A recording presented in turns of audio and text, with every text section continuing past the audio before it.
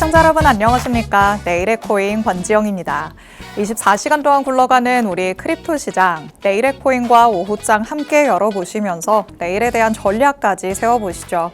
일단 우리 시장에 퍼져 있는 투자자들의 심리는 어떤지 공포 탐욕 지수 통해서 같이 한번 파악해 보도록 하겠습니다.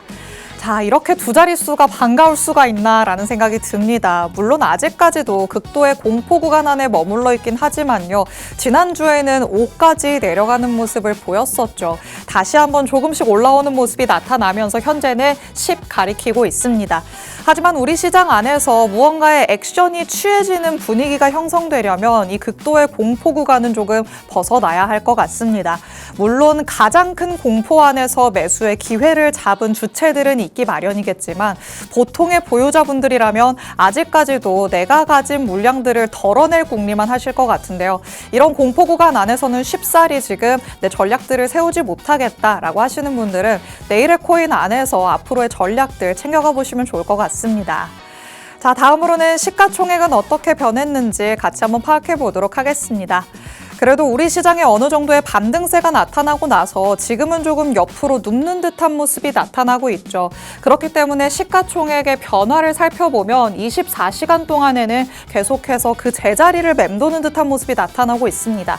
보시다시피 내려갔다가 올라왔다가 현재는 0.53% 정도 상승하는 흐름을 나타내고 있지만 변화가 크지는 않다라고 체크를 해보시면 좋을 것 같고요.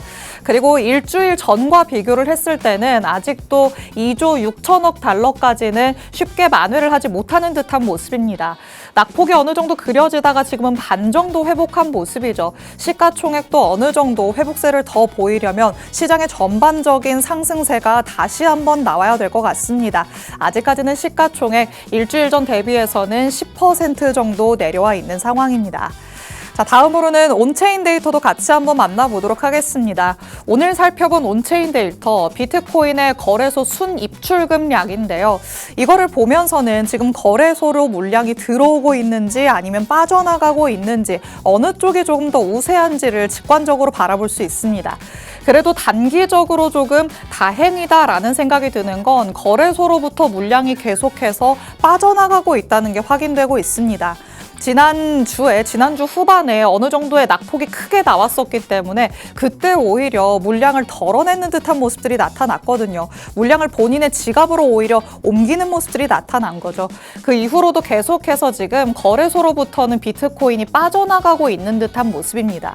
반대로 생각을 해야 된다라고 늘 말씀드립니다. 거래소로 오히려 물량이 들어오면 매도 압력이 거세진다라는 걸 뜻하고요. 거래소에서 물량이 빠져나간다. 이거는 우리 투자자들이 조금은 개인 지갑으로 옮기면서 장기 투자를 원한다라고 해석을 해볼 수가 있겠습니다. 아직까지는 거래소로부터 물량들이 빠져나가고 있기 때문에 단기적으로는 추가적인 매도 압력이 가해질 가능성은 조금 덜어졌다라고 체크를 해볼 수가 있겠습니다. 자, 이렇게 온체인 데이터까지 살펴봤으니까 이번에는 실시간 시장 분위기도 같이 한번 파악해 보도록 하겠습니다. 자, 전일 이 시간 대비해서 아직까지도 조금은 방향성을 잡지 못하고 갈팡질팡하는 모습들 나타나고 있습니다. 비트코인 0.71% 하락하면서 현재는 7만 199달러 선에서의 움직임 가져가고 있죠. 7만 달러를 조금 아슬아슬하게 지키고 있다라는 생각이 들기는 합니다. 이더리움은 반면에 다시 한번 조금 크게 올라가는 모습들 보이고 있습니다. 1.29% 상승하면서 현재는 2110달러 선을 소폭 상회하는 흐름들 나타나고 있습니다. XRP도 0.46% 상승하면서 이더리움과 그 궤를 같이 하고 있고요. 반면에 솔라나는 조금 힘이 약합니다. 0.34% 하락하는 모습이죠. 그리고 최근에 극심한 변동성을 보이고 있는 하이퍼 리퀴드, 이번에는 다시 한번 큰 폭으로 상대적으로 내림세를 걷고 있다는 점도 체크를 해보시면 되겠습니다. 자, 이렇게 아직까지는 방향성 없는 시장에서 그 안에서 조금 선별적인 움직임들 가져가는 상황입니다.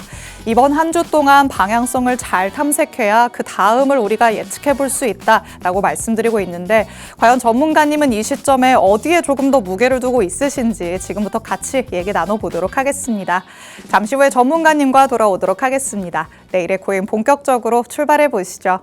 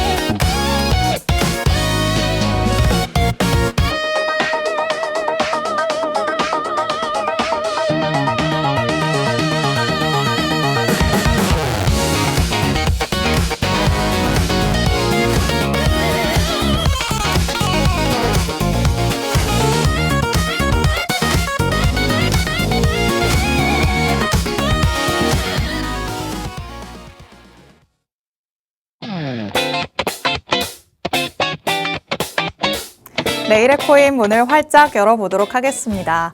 저희가 방송 시간 동안 다양한 투자 인사이트들 제공해드릴 예정이지만요. 저희 방송 시간 50분이 조금 짧다고 느끼시는 분들도 많으실 것 같습니다. 이런 분들 위해서 저희 방송 시간 아닐 때도 다양한 정보들 얻어가시라고 정보방 마련해뒀습니다. 하단의 QR코드에 저희 방송 끝나는 50분까지 계속해서 나갈 예정입니다. 그 사이에 이 QR코드 스캔해서 정보방 안으로 들어오시면요. 저희 방송 끝난 직후부터 전문가님의 전략 24시간 동안 받아가실 수 있습니다. 요즘에는 계속해서 시간에 구애받지 않고 여러 이슈들이 쏟아지는 만큼 이 안에 들어오셔서 다양한 정보들 꼭 받아가 보시면 되겠습니다. 자, 그럼 오늘 저와 함께할 전문가님 이제 모셔보도록 하겠습니다. 오늘 정진영 전문가님과 함께합니다. 전문가님 어서 오세요. 네, 안녕하세요. 인사부터 해주실게요. 네, 안녕하세요. 시그널드림 센터장으로 역임하고 있는 리스크 관리자 정진영 전문가입니다.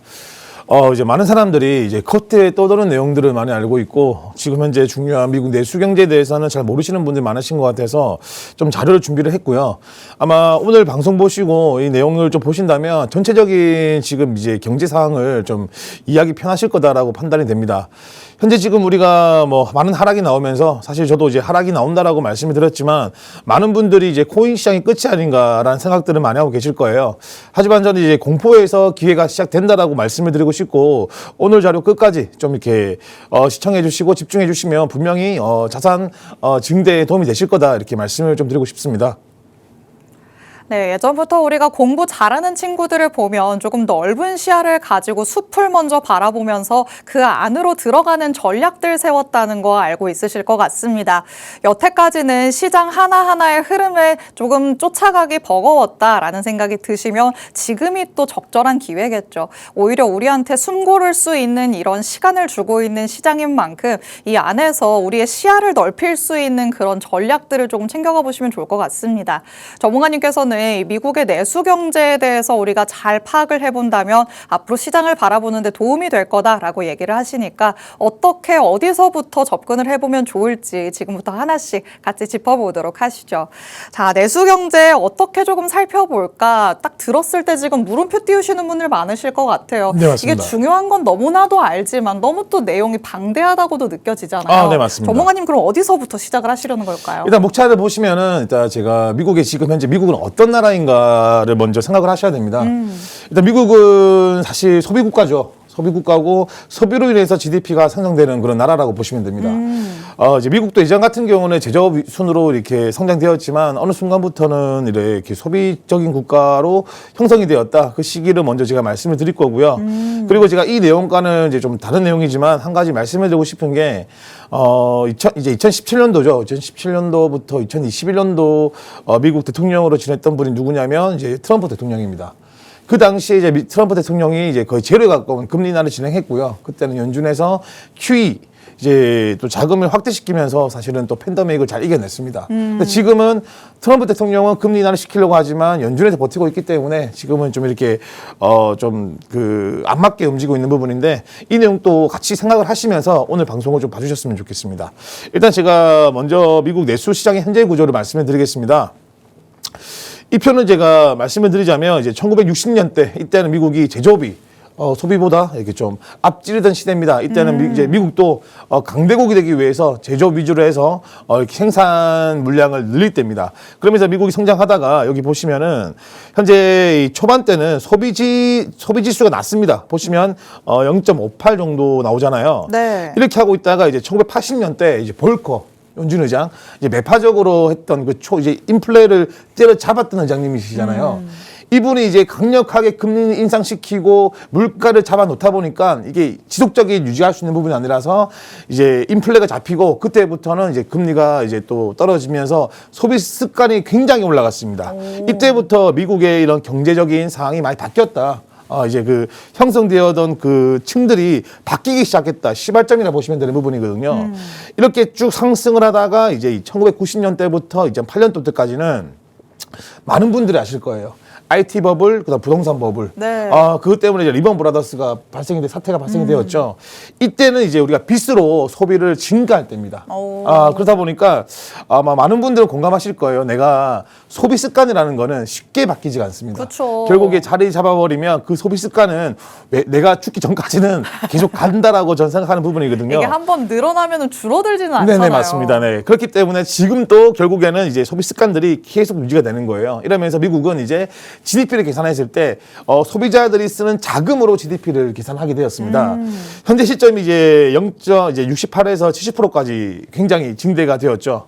근데 중요한 게 뭐냐면 미국이 이제 그 내수가 쉽게 말하면 쓰는 돈이 줄어들면 GDP와 연관되어 있기 때문에 지금은 굉장히 소비 습관들이 좀 둔화되고 있는 시기입니다. 아시겠지만 왜 그러냐면 아무래도 지금 금리 인하가 안 되고 있고 이제 연준에서 QT 그러니까 자금을 축소하다 보니까 자금이 안 돌고 있잖아요. 그렇죠. 그렇다 보니까는 소비자들도 계속 빚을 내면서 소비하기에는 리스크가 커진다는 거잖아요. 그렇기 때문에 둔화되고 있는 부분이고 그렇다 보니까 이제 우리 여기 나 있죠. 미국 경제는 제조가 아니라 소비와 이제 이 서비스로 버티는 구간이다. 자, 그런데 왜 연준에서는 금리 인하를 하지 않냐? 왜 QT를 진행하지 않냐? 이건 다음 페이지에 있거든요. 제가 넘겨보겠습니다. 네.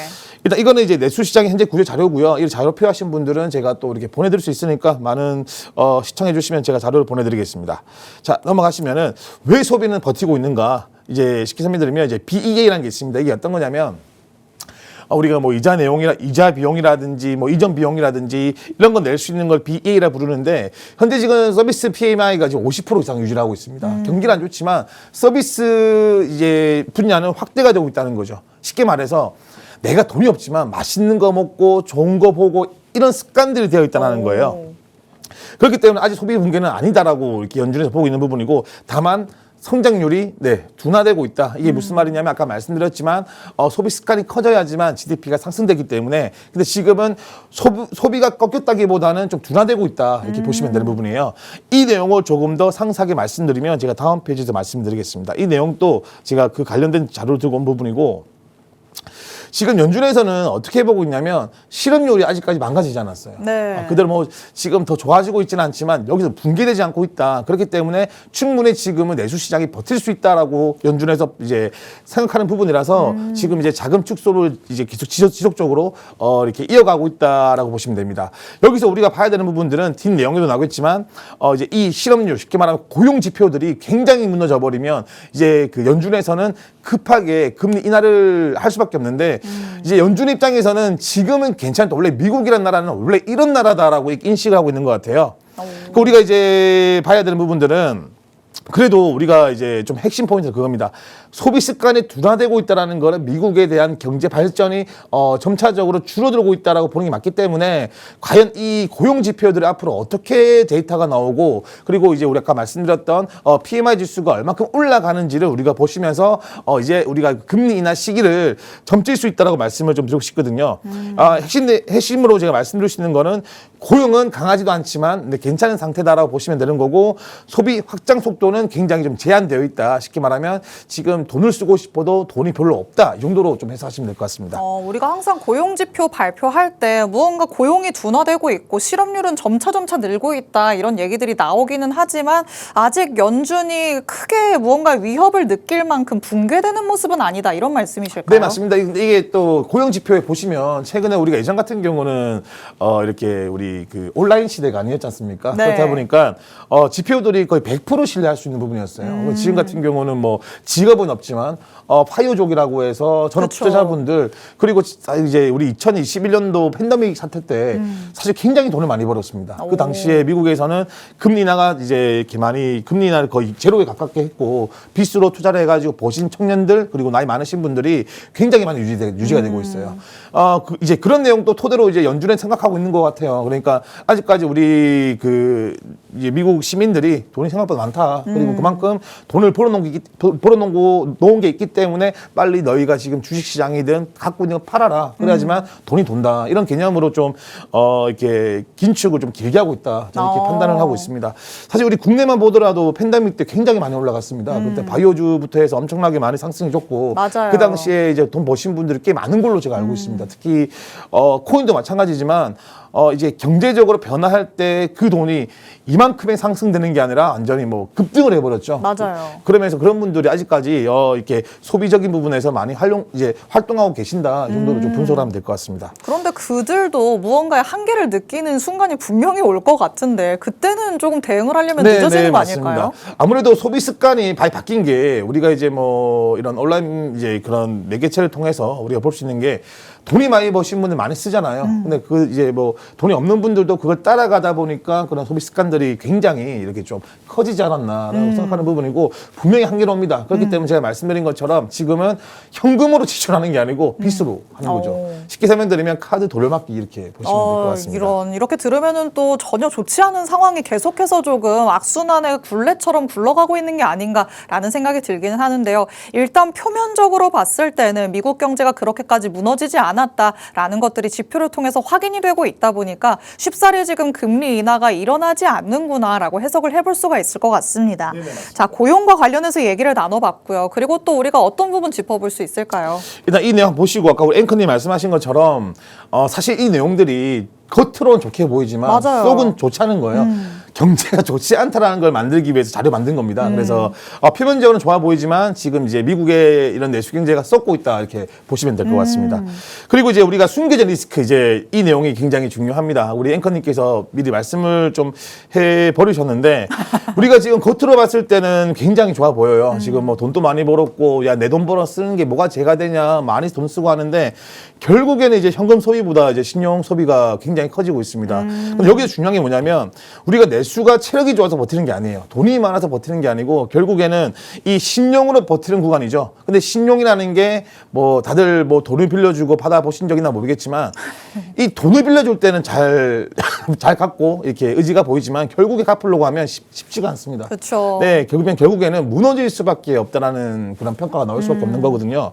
제가 그 저번 방송에도 이런 내용들 때문에 결국에는 미국은 금리 인하를 진행할 수밖에 없다라고 말씀을 드린 겁니다. 그렇기 때문에 우리가 봐야 되는 부분들은 이런 리스크를 제가 알고 있는데 연준이 모르겠냐. 근데 연준은 분명히 알고 있을 겁니다. 근데 중요한 거는 아까 말씀드린 것처럼 21년도 때 트럼프 대통령이 금리 인하 시키고 QE 진행에 돈 풀어라고 했는데 풀었더니 소비자들이 너무 돈을 많이 벌고 돈을 묶어두는 거예요. 그런 거를 경험했기 때문에 그래 너희 죽을 때까지 내가 한번 긴축해줄게 이렇게 보시면 될 것 같습니다. 지금 무언가 한 번 조금 당해봤기 때문에 이번에는 그 전철을 밟지 않겠다. 이런 식으로 지금 정책적인 변화들이 나타나고 있다. 전문가님께서는 이렇게 말씀을 해주셨습니다. 신용카드를 예로 놓고 생각을 해보시면 좋을 것 같아요. 우리가 신용카드로 무언가를 살 때 다음 달에 내가 충분히 이거를 지불할 능력이 되겠지라고 굳건한 믿음을 가지고 긁고는 하지만 다음 달에는 또 허덕이는 흐름들이 나타나기도 하죠. 그때그때 상황에 따라서 조금 달라지는 거기 때문에 이 훗날을 조금 내다보면서 무언가의 액션이 좀 나왔으면 좋겠다 이런 생각이 들기는 합니다. 하지만 아직까지는 예전에 그 습관을 버리지 못한 채로 내수 경제 안에서 조금씩 안 좋아지는 분위기가 심화되고 있다 이렇게 해석을 해볼 수가 있겠습니다. 자, 저축과 신용에 이 관련된 얘기 나눠보고 있죠. 그렇다면 연준의 입장이 구체적으로 어떤지 다시 한번 짚고 넘어가 보도록 하겠습니다. 자, 연준이 모르지는 않을 것이다 라고 얘기를 하셨는데 그렇다면 연준은 앞으로는 어떻게 하겠다는 입장일까요? 저는 이제 거의 99%는 이제 자금을 풀 수밖에 없다라고 생각을 합니다. 아까 뭐 말씀드린 것처럼 트럼프 대통령이 금리를 이제 인하시키면서 연준이 한번 풀었지 않습니까? 그 당시에 QE를 지속을 했습니다. 근데 QE가 지속화돼 버리면 일단 첫 번째 문제가 뭐냐면은 이제 임금이 올라가 버려요. 그리고 소비 습관이 늘어나면서 인플레이션이 이렇게 다시 한 번 더 재발할 수가 있습니다. 나중에 제가 또 이런 그 데이터를 좀 들고 왔는데 결국에는 경제라는 거는 방향성이 없어요. 이렇게 뭐 QT를 진행해 버리면 뭐 기업들, 가게들, 뭐 금융기업들이 힘들지 모르겠지만 결국에는 버팁니다. 결국에는 기업들은 어떻게든 버텨요. 뭐 사람을 해고한다든지 이런 식으로 버티기도 하지만 미국이 가장 무서워하는 거는 GDP입니다. 결국에 미국의 GDP는 이제 소비 습관으로 보시면 되는 부분이라서 결국에는 이제 이렇게 소비 GDP 지수, 쉽게 말하면 소비 습관들이 점점 꺾이기 시작해버리면 미국의 내수 경제가 무너져요. 아시겠지만 내수 경제는 굉장히 중요한 부분이거든요. 그렇기 네. 때문에 금리 인하는 진행될 수밖에 없을 것이고 QE를 진행할 수밖에 없을 것이다. 여기서 우리가 핵심 포인트가 어떤 거냐면 바로 비트코인이 나오는 겁니다. 2008년도 이제 리먼 브라더 사태 때 사실은 그 당시에 제가 계속 말씀 강조를 드리는 게 이건 이제 우리 자료와 좀 외적인 내용인데 그 당시에 사토시가 비트코인이라는 논문이란다. 한번 제출했잖아요. 네. 그러면서 이제 인플레이션을 완화할 수 있는 그런 아이템이다라고 소개를 했고 지금까지 이어지고 있는 부분인데 현재 지금 금값이 많이 올랐지 않습니까? 현재 그쵸. 브룩스 단체에서는 금을 많이 사모으고 있습니다. 미국이 미치지 않고서야 이렇게 올랐던 금을 받아줄 이유는 없는 거거든요. 그러면 미국의 카드는 바로 비트코인입니다. 이 비트코인 디지털 금으로 이제 이 브릭스 단체의 그 금모으기 운동이라고 부를게요. 이걸 내가 상대를 하겠다라는 개념이기 때문에 분명적으로 이 자금들은 비트코인 시장으로 들어올 수밖에 없을 거라고 생각합니다. 그러면 비트코인이 왜 빠졌냐라고 생각을 하실 거예요. 네. 그 부분은 제가 뒤에서 말씀을 드리겠습니다.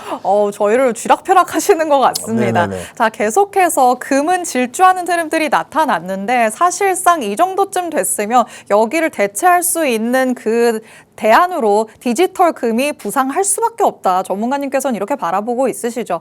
사실 전문가님의 이런 의견은 예전부터 계속해서 우리가 들어왔던 바가 있습니다. 시간의 문제지 앞으로 우리에게는 꼭 찾아올 수밖에 없는 미래다. 이렇게도 바라보시면 좋을 것 같은데요. 그렇다면 시간 싸움이라면 지금 나타나는 이 기회를 우리가 좀 잡아볼 수 있어야겠죠. 그럴 때 이 미국의 내수 경제를 조금 더 이해한다면 기회를 잘 잡을 수 있을 것이다. 라는 측면에서 오늘의 자료들을 준비를 해오신 거니까 계속해서 집중을 해주시면 좋을 것 같습니다. 자, 내수 사이클과 관련된 얘기들 나눠봤습니다. 그렇다면 또 자료를 준비를 해오셨는데 이 그래프는 어떤 것들을 얘기를 하는 걸까요? 이 그래프는 이제 미국 국채 10년 만기 고정금리랑요, 그리고 이제 인플레이션율을 나타내는 지표입니다. 그전에 우리 이제 2026년도 1월 28일 날 이제 연방준비제도 FOMC 성명 발표를 제가 읽어드릴게요. 중요한 것만 읽어드리겠습니다. 일단 이제 지표들 보면 경제 활동이 견조한 속도로 확정되고 있음을 알 수 있습니다. 고용 증가는 낮은 수준에 머물렀고 실업률은 다소 안정세를 보이고 있습니다. 이게 연준의 입장이에요. 그렇기 때문에 지금 내수 경제가 괜찮다라고 평가하는 내용입니다. 사실 영어로 되어 있었는데 제가 한국을 바꿨어요. 네. 이런 내용들이고 우리가 그러면 봅시다. 그러면 지금 왜 이런 이제 비트코인이 빠지고 있고 최근에 또 금이 많이 빠졌잖아요. 일단 10년 국채 이거 이제 실질 금리를 계산할 수 있는 부분이에요. 실질 금리는 명목 금리 마이너스 이제 인플레이션 값이 이제 실질 금리인데 실질 금리가 굉장히 높게 평가되고 있죠. 지금 현재 굉장히 높습니다. 1.5에서 한 2%까지 유지되고 있는 부분인데 이거는 이제 거의 고점 형성이 되어 있다. 그럼 무슨 말이냐? 달러가 강세다라고 말씀을 드리고 싶어요.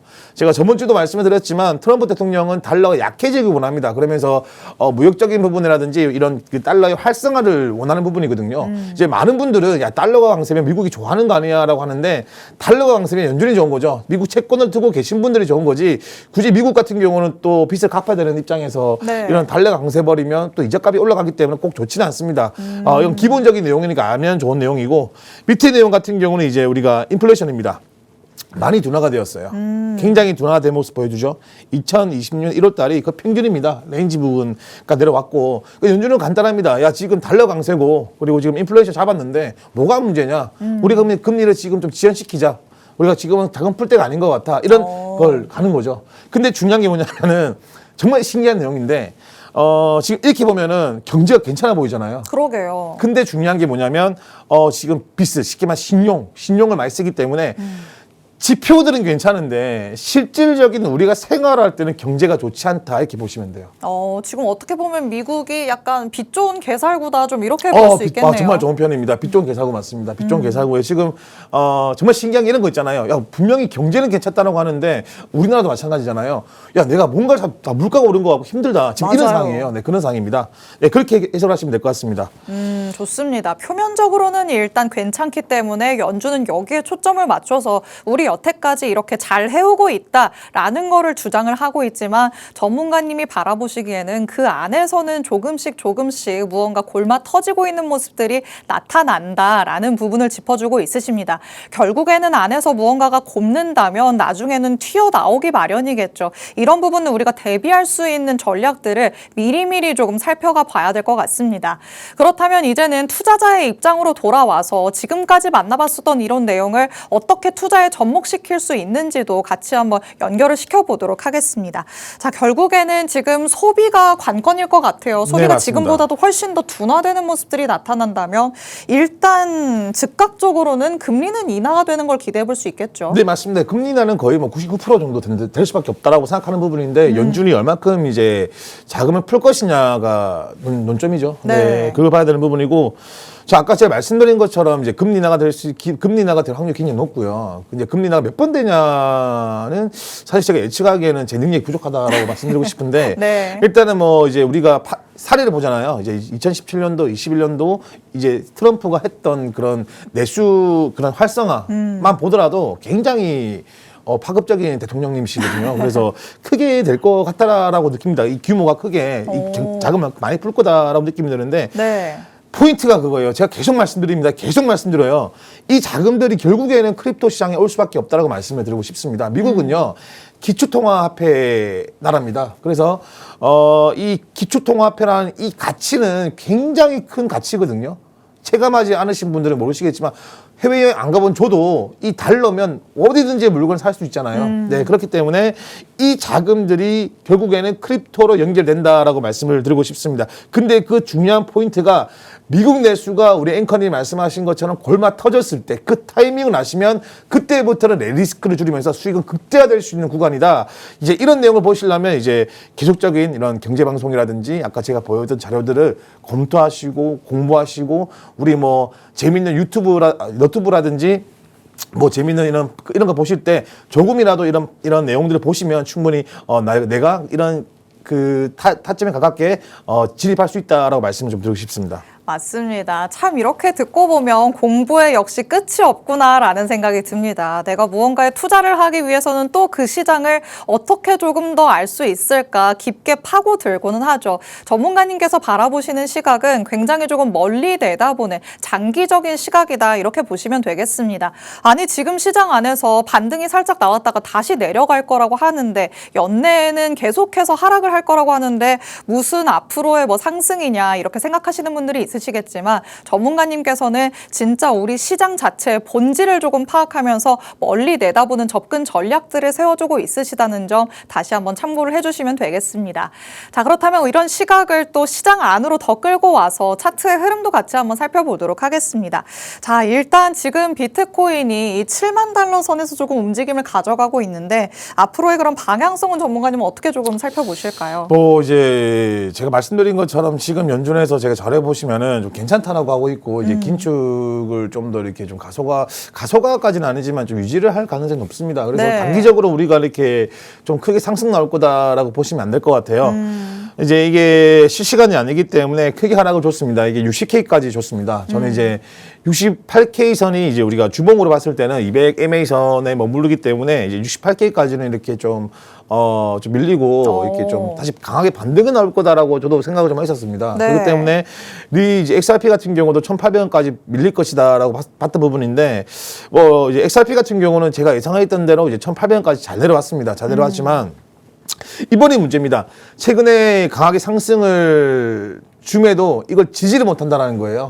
제가 그래서 뒤쪽 편 보시면은 이제 여러 가지 지표 패턴 같은 것도 제가 좀 준비해봤고 그리고 비트코인 실시간 차트도 제가 좀 들고 왔는데 우리가 여기서 봐야 되는 부분들은 BTC가 이제 52K, 54K까지 밀릴 수가 있다라고 보셔야 되는 부분이에요. 그 이유가 뭐냐면 일단 근거로 첫 번째 말씀드리면 쉽게 금리 인하가 되지 않습니다. 그리고 뭐 최근에 비트코인 호재들이 많이 발생되고 있지만 네. 약해요. 그리고 뭐 이란과 미국의 또 이런 정쟁 이슈도 있는 부분이고 그리고 제가 이거는 아직까지 이제 언론 쪽에서는 이렇게 보도가 된 건 아니지만 네. 그 아시아 쪽에 대한 이런 환율 부분이 굉장히 좀 혼미합니다. 생각보다. 지금 이제 일본에서도 금리 인상이라는 이야기가 나오고 있는 부분이고 아직까지 그게 결정난 게 아니거든요. 그러면 그만큼 미국을 떠나서 일본이든 그리고 이제 중국이든 굉장히 이제 경제가 많이 좀 혼란스럽다라고 표현 가능한 부분이고 유럽도 마찬가지입니다. 유럽 또한 지금은 제가 뭐 상세하게 제가 이렇게 좀 내용을 보고 한 건 아닌데 뭐 전반적으로 흘러가는 내용만 보더라도 이제 뭐 유럽도 지금 달러보다는 좀 금 및 유로화를 좀 이렇게 축적하는 느낌으로 간다라는 느낌이 좀 큽니다. 맞아요. 제가 다음 주 방송에 말씀을 드린 게 이제 레포 시장에 대해서 제가 좀 분석을 한 게 있는데, 레포 시장만 보시더라도 지금은 좀 경제가, 그러니까 예전처럼 미국 중심으로 흘러갔던 자연스러운 경제 흐름에서 지금은 조금씩 변화가 오는 시기다. 이게 근데 크진 않습니다. 조금씩 이게 좀 미세하게 이렇게 좀 변화가 되는 느낌이다라고 제가 좀 보고 있는 부분이에요. 그렇다 보면은 전체적으로 한 번 더 하락세가 나올 거다 보는 겁니다. 분명히 모든 거는 이렇게 한번 터져야 돼요. 쉽게 말하면 사람들도 뭐 큰 일을 치러야지만 정신이 번쩍 든다라고 하지 않습니까? 맞아요. 똑같이 이 비트코인도 52K까지 떨어지면 사실 2024년도 11월 달에 올렸던 물량보다 훨씬 더 많이 빼는 구간이고 이제 지표적으로 보더라도 이제 피보나치 확장으로 봤을 때 170.2% 쉽게 말하면 더 이탈되는 구간이거든요. 근데 이 지표적으로 보더라도 사실 100% 되돌림이 나와서 반등 나오는 구간보다는 조금 더 강하게 밀린 다음에 다시 형성되는 구간이 많습니다. 근데 많은 투자하시는 분들이 지금 제가 떨어진다라고 해서 무조건 떨어지겠니라고 생각보다는 떨어질 수도 있다라고 생각을 하시고 접근하는 게 가장 좋습니다. 그리고 제가 이 자료 준비하면서 메이저 코인들 전반적으로 이제 가격 데이터를 들고 왔습니다. 제가 이걸 데이터로 만들어 버리면 네. 혹여나 안 떨어졌을 때 제가 욕을 먹을까 봐 좀 무서워서 이렇게 그냥 전달적인 부분만 합니다. 네. 일단 제가 보는 거는 이제 XRP 같은 경우는 1,200원 부분까지 떨어질 것이다 보는 거고요. 그리고 이제 솔라나 같은 경우는 8만 원대까지 보이더라고요, 사실은요. 오.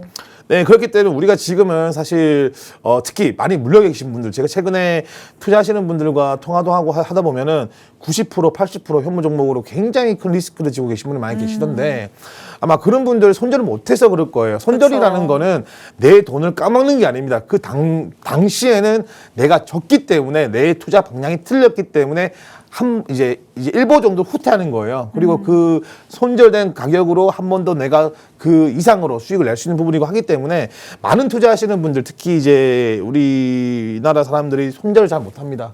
손절은 필수입니다.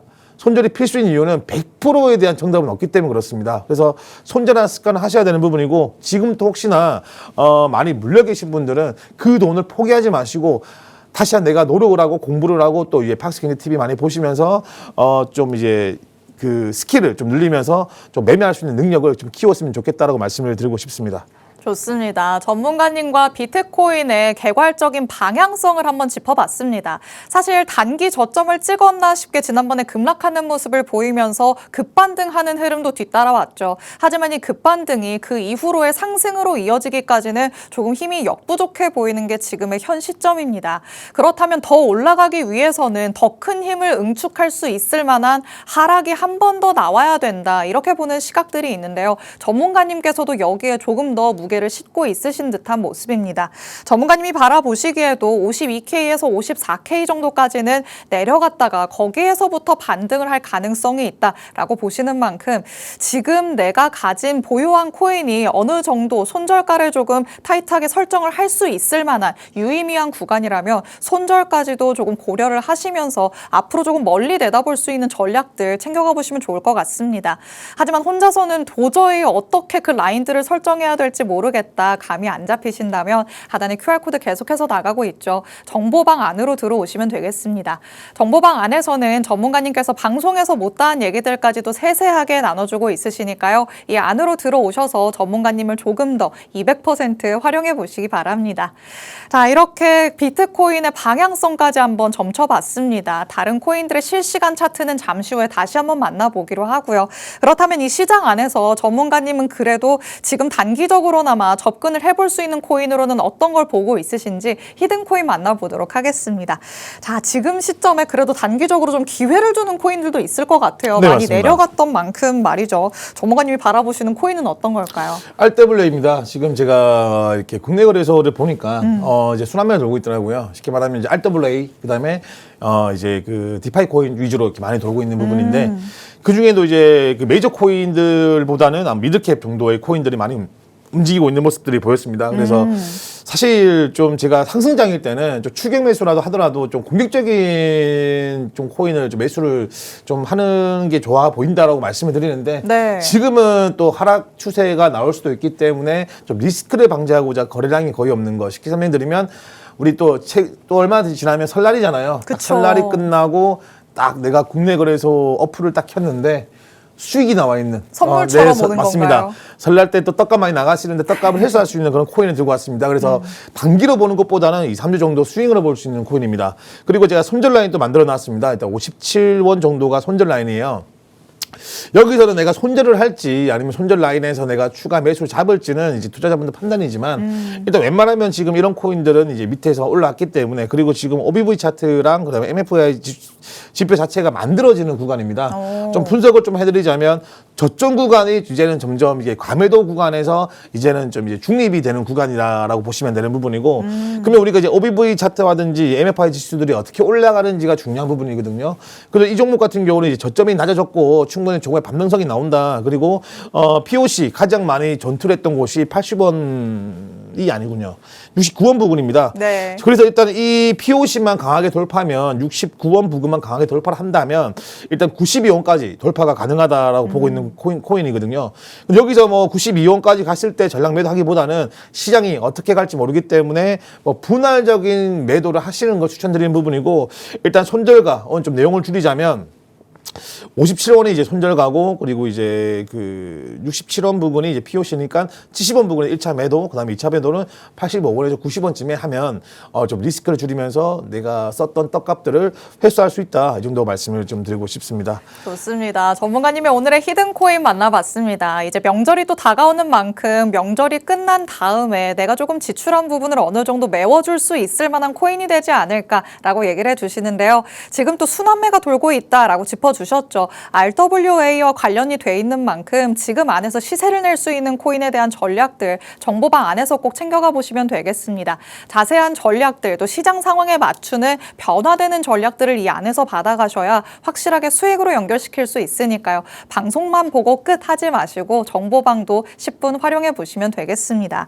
자, 이렇게 히든코인까지 만나봤습니다. 그런데 우리가 이런 히든코인들 나도 조금 시장 안에서 같이 한번 확인해보고 싶다, 나도 스스로 찾아보고 싶다 생각을 하실 것 같은데, 이런 분들 위해서 이 시장 안에서의 구조를 조금 파악해 볼 수 있는 전략들 전문가님이 세워주신다고 합니다. 잠깐 한번 얘기 듣고 넘어가 보도록 하시죠. 자, 우리가 결국에는 바라는 건 무언가가 지금 추세가 전환되는 그 구조 이거잖아요. 그런 걸 맞습니다. 어떻게 조금 파악해 볼 수 있을까요? 일단 가장 쉬운 거는 이제 많은 분들이 HH라고 많이 보실 겁니다. 이제 하이어 하이라고 해서 고점을 형성되는 구간. 쉽게 말하면 우리가 이제 일봉으로는 보기 힘들지만 우리가 4시간봉이다 1시간봉 보시면 그 고점을 높이는 내용들이 나와 있습니다. 그래서 이걸 제가 나중에 실시간 차트로 좀 보여드릴 거고, 그리고 가장 무서운 게 많이 당하시는 게 하이어로우입니다. 그러니까 고점에서 저점을 형성하는 구간이 가장 많이 당하는 부분인데, 네. 이것 또한 제가 실시간 차트에서 한번 더 보여드릴 겁니다. 이제 비트코인 중심으로 보여드릴 거고, 우리가 이제 보셔야 되는 부분들이 이제 하락 추세에서는 저점에서 반등 나오고 더 낮은 저점으로 형성이 되는 구간이고요.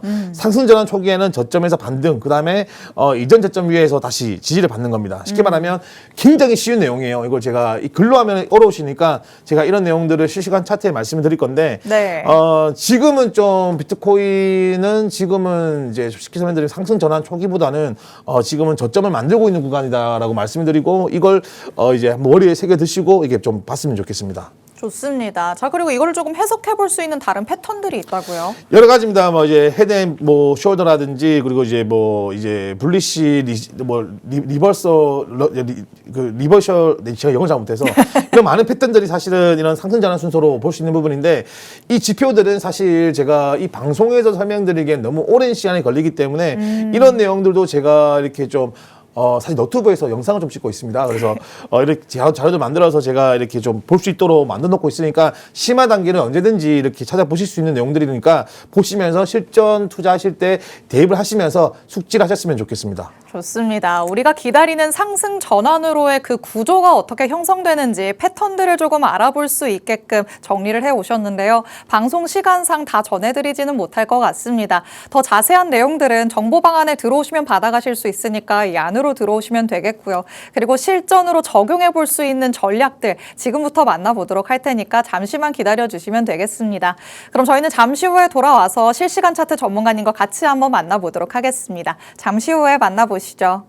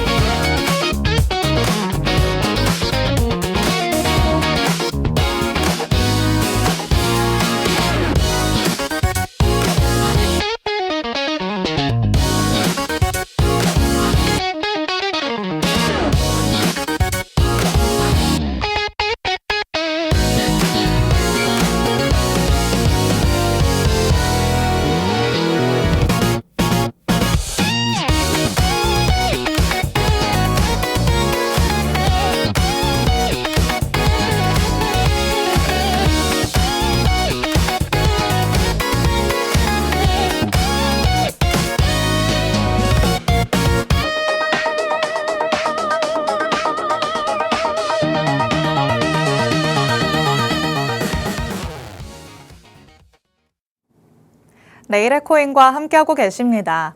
지금부터는 잠깐 앞서서 만나봤었던 그런 내용들을 우리 실전에서 시장 안에서는 어떻게 접목시켜 볼 수 있는지 전문가님 통해서 한번 배워보도록 하겠습니다. 자, 전문가님 비트코인부터 한번 실시간 차트 같이 볼까요? 네, 맞습니다. 아까 전에 제가 설명드렸던 차트적인 부분을 또 도입해서 그리고 비트코인 추세까지 제가 설명을 좀 드리겠습니다. 일단 뭐 계속 제가 빠진다고 하니까 욕먹는지 모르겠는데 일단 제가 보는 관점이기 때문에 참고하시면 될 것 같고, 일단 우리가 아까 말씀드렸던 이제 역 헤더 앤 숄더란 그림이 이 부분입니다. 여기서 이제 우리가 혹시 이제 보실지 모르겠는데 비트코인 1번 기준이고요. 제가 일단 색깔 좀 바꿀게요. 상승을 놔야 되기 때문에 초록 색깔을 바꾸겠습니다. 자, 여기서 우리가 이렇게 저점에서 고점을 형성하고 있습니다. 그러면서 우리가 이제 여기서 저점에서 고점 형성되면서 이제 하이어 계속 고점을 올리고 있는 단계입니다. 그러면서 여기서 한번 터졌습니다. 여기서 이제 고점 형성되다가 이제 물량 거래량이 올라가면서 한번 이렇게 비트코인이 상승을 줄 수 있는 원동력이 되면서 상승을 줬습니다. 이렇게 우리가 쉽게 볼 때는 여기 구간을 우리가 이제 상승을 위한 매집 구간이라고 보시면 되세요. 이게 이제 상승 추세를 볼 수 있는 구간이다. 이런 그림이 났을 때 우리가 이렇게 가려서 보면은 이 정도 구간에서 파갈 줄 알아야 돼요. 이 정도 구간에서는 파갈 줄 알아야 됩니다. 이거는 고점을 올리기 위해서 고점을 상승 초기 단계다라고 보시면 되는 패턴이기 때문에 여기서 우리가 한번 크게 올라가겠다라고 이렇게 해석하시는 게 가장 좋습니다. 대부분 이제 이런 차트적인 부분은요, 패턴이 거의 비슷합니다. 그래서 이제 우리가 뭐 이제 패턴에 대한 공부를 시켜드리고 싶어도 대부분 비슷하기 때문에 전달드릴 수 있는 이제 그 좀 한계적인 게 있기 때문에 제가 이렇게 좀 나눠서 하는 부분이거든요. 자, 그러면 지금 이때는 우리가 이제 쉽게 설명드리면 상승이다, 상승 추세다, 지금 마음이 좀 삐뚤한가요? 삐뚤하게 되네요. 잠시만요. 네, 여기 보시면 이 부분이 이제 상승 추세다라고 보시면 됩니다. 여기부터는 우리가 이제 많은 유저분들이 이제 투자자분들이 돈을 많이 벌었던 구간입니다. 그래서 사실 이쪽부터는 비트코인이 계속 올라갈 수 있는 단계죠. 참고로 모든 투자는요, 시장성을 무시할 수는 없어요. 배제하면 안 됩니다. 시장이 흘러가는 대로만 내 투자 방향에 가야 되는 부분이지, 내가 아무리 똑똑하고 내가 아무리 잘해도 운이 좋은 사람이라도 시장을 거슬러 버리면 손실이 나게 되어 있습니다. 이때부터 상승을 줬기 때문에 여기서 이제 우리 비트코인 친구가 계속적인 고점 형성을 하는데, 여기까지 괜찮아요. 여기까지는 아직까지 상승을 줬던 이 선이죠. 저점 형성이 안 됐어요. 근데 여기서 한번 깨져버렸습니다. 저점 확인을 했어요. 그리고 한 번 더 이렇게 반등이 나오긴 합니다. 반등이 나오긴 해요. 근데 여기서 다시 고점 형성이 되었습니다. 형성됐기 때문에 여기까지 상승 추세로 보시면 되는 부분이거든요. 제가 좀 표시를 좀 쉽게 해드릴게요. 이쪽 선 다 고점 형성 구간입니다. 다 고점 형성 구간이고, 이제 이 부분은 고점을 위해서 매집된 구간이고 올라가다가, 근데 우리가 여기서 언제 이 비트코인이 하락할 수도 있겠다라고 느껴야 되냐면 바로 이 구간입니다. 한 번 더 저점 형성했어요. 이 구간입니다. 이 구간을 한 번 더 우리가 저점 형성이 되었어요. 그러면서 여기서 반등이 나와야 되는데, 쉽게 말하면 고점, 우리가 기준점 잡았을 때 이 117K가 고점이다, 이 부분은 이제 지지해야 된다라고 생각해야 되는데, 여기서 지지를 못했습니다. 그러면서 결국에는 이때 빠진 물량을 다 흡수 못했기 때문에 결국에는 이제 추세가 꺾이면서 하락까지 왔어요. 자, 그러면은 지금은 어떤 상황이냐라고 말씀을 좀 드리냐면, 자, 이쯤 이런 상황이죠. 근데 일봉으로 보면 어려운 4시간 봉을 보겠습니다. 이게 4시간 봉이에요. 4시간 봉인데 우리가 일봉에서 못 봤지만 4시간 봉 보니까 좀 뚜렷하게 보이지 않습니까? 좀 보이죠? 현재 이 선에서 결국에는 돌파를 못하고 있는 시점입니다. 그래서 많은 초보 투자자분들은 비트코인이 70K를 돌파했네, 어차피 올라갈 건데 내가 지금 사야겠다. 전혀 안. 지금은 저점을 더 형성하는 구간입니다. 이해가 되시는지 모르겠는데, 사실 이게 고점을 형성되려면요, 지금 제가 보는 기준점은 이제 74K에서 76K 고점 형성이 돼야 돼요. 자, 이게 빠졌고 그리고 상승을 줬는데 한번 밀렸지 않습니까? 여기서 한 번 더 돌파를 하면서 14K선을 돌파를 해야 돼요. 14K선까지 고점 형성이 돼야 됩니다. 형성이 된 다음에 70K를 유지를 해야 되는 부분인데, 앞점, 저점을, 고점을 돌파를 못하고 있어요. 그럼 이거는 하이가 아니라는 거예요. 쉽게 말하면 더 큰 저점을 만들기 위해서, 쉽게 말하면 누군가 사면은 팔아제끼고, 사면 팔아제끼고, 이런 식으로 반복을 하면서 결국에는 이제 공포지수라 말하죠. 이 투자 심리도를 낮추고 있는 단계입니다. 그렇기 때문에 이제 제가 보는 이제 또 일본으로 들어가겠습니다. 제가 보는 52K에서 54K까지 빠질 확률이 굉장히 높다라고 말씀을 드린 부분입니다. 여기 보시면 일단 제가 밑에 있는 지표 다 지우겠습니다. 이거 나중에 한번 더 말씀해 드릴 거고, 잠시만요. 이게 지금 이제 우리가 트럼프 대통령이 올렸던 구간이 이 구간이잖아요. 여기가 11월 6일이네요. 4일인 줄 알았는데 제가 요새 좀 기억력이 좀 오락가락합니다. 자, 여기 보시면은 여기에 고점이고, 그리고 이때부터 우리가 이제 비트코인이 불량이 왔습니다. 맞습니다. 왔고, 자, 이게 이제 확장인데 현재 100% 되돌림이 나온 구간입니다. 보시면은 이제 100% 구간이 나온 구간이죠. 이제 69K 좀 이게 바뀝니다. 이거는 지표고 차트가 만들어지면서 조금씩 오차가 생기는데, 이제 69K 부분이 이제 100% 돌림. 근데 대부분 100% 돌림을 주잖아요. 올렸는데 팔아버리면 더욱더 이제 그 과매도세가 세져가지고 더 빠집니다. 거기 구간이 이제 127.20 부분 54K네요. 54K 구간까지 하락이 열려있다라고 볼 수 있는 부분입니다. 그래서 우리가 지금은 조금 더 빠질 수가 있다라고 보시는 게 맞습니다. 자, 보시면은 이제 일단 시간 없는 관계로 제가 이거 펜은 여기 있구나. 예, 여기 있구나. 그러니까 빠질 수가 있다 보시면 되는 부분이고, 그리고 우리가 이제 OBV 마지막으로 제가 OBV랑 그리고 MFI 지수도 보여드리겠습니다. OBV 같은 경우는 아시겠지만 이제 우리가 거래량, 누적 거래량으로만 보는 거잖아요. 어디 있구나. 보는 거고, 제가 좀 심량이 좀 두근거려서 이해 좀 해주세요. 두 개입니다. 일단 보시면은 지금 전반적으로 거래량 다 죽었어요. OBV도 지금 거의 다 죽었고, 지금 반등이 안 나옵니다. 여기서 반등을 주면서 빠지면서 이 지수가 유지를 한다면 거래 지갑들이 유지를 하고 있다는 건데, 결국에는 지금 빠지고 있다는 거는 기간도 던졌다라고 보시면 됩니다. 지금 MFI 지수 같은 경우도 45에서 50을 유지하면 제일 좋은데 37이에요. 결과적으로는 이제 투자 심리도 많이 죽었다. 결국에는 우리가 지금은 고점 형성을 위한 게 아니고 오히려 매수세를 더 큰 매도세를 만들기 위해서 형성되고 있다고 분석이 됩니다. 일단 제가 준비한 내용은 여기까지고요. 일단 많은 투자하시는 분들, 제가 말씀드린 것처럼 앞으로 좀 하락을 할지언정 우리가 대비만 잘하고 있으면 큰 부장이 왔을 때 더 많은 수익을 낼 수 있습니다. 그렇기 때문에 우리가 조금 더 빠지면 바겐세일을 하는구나, 내가 사모야겠다라는 생각으로 접근하셨으면 좋겠습니다. 오늘 저는 이제 준비한 내용은 여기까지입니다.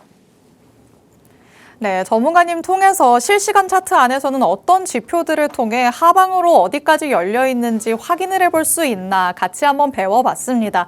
이런저런 구간들을 다 거치다 보니까 고점이 지금 높여가는 모습들이 나타나지 않는다는 게 가장 핵심이 되겠죠. 일봉상에서는 보이지 않던 게 4시간 봉을 통해서는 확인이 확실하게 됐습니다.